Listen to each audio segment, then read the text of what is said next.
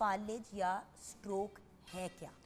जी, तो फालिज जो है बेसिकली इसकी दो किस्में, अगर आप एक जनरल कैटेगरी में देखें तो एक है कि अगर दिमाग की शरीयान फट जाए तो उसको हम हेमरेज कहते हैं, वो भी एक फालिज है। या शरीयान के अंदर कहीं से क्लॉट आ जाए, ब्लड क्लॉट आ जाए, हार्ट से आ सकता है, वेसल के अंदर क्रिएट हो सकता है और वो आके शरीयान को बंद कर दे तो आगे खून नहीं जाएगा, तो वो भी एक उसको हम इस्केमिक स्ट्रोक कहते हैं, ये भी एक स्ट्रोक है।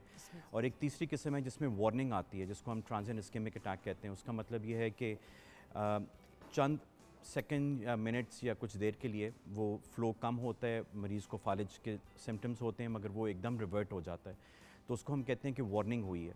तो ये तीन इकसाम हैं फालिज की और यही सब कुछ इसी कैटेगरी में सब लोग आ रहे होते हैं। इस खित्ते में यानी कि डेवलपिंग वर्ल्ड में जो इसकी रेशो है वो 70-30 है, यानी कि 70% जो फालिज के लोग आएंगे वो होंगे इस्केमिक, यानी कि खून की नाली बंद हुई, और 30% आएंगे जिसमें शरीयान फटी। ओके डॉक्टर साहब, मुझे ये बताएं कि फालिज इतना ज़्यादा बढ़ क्यों गया है? छोटे होते थे तो कभी सुनने को आता था कि भाई फलां आंटी, और ख़वातीन में ही पता नहीं क्यों ज़्यादा सुनने को आता था कि उनको फालिज हो गया है, तो यानी कि एक हिस्सा उनके जिस्म का साइड की नहीं, एक साइड लेफ़्ट साइड नहीं काम करी या राइट साइड नहीं काम करी, तो बड़ा, और फिर सालों के बाद मतलब कुछ साल लगते थे तो वो फिर ठीक हो जाते थे 100%, किसी के मुँह के साइड टेढ़ी हो जाती थी।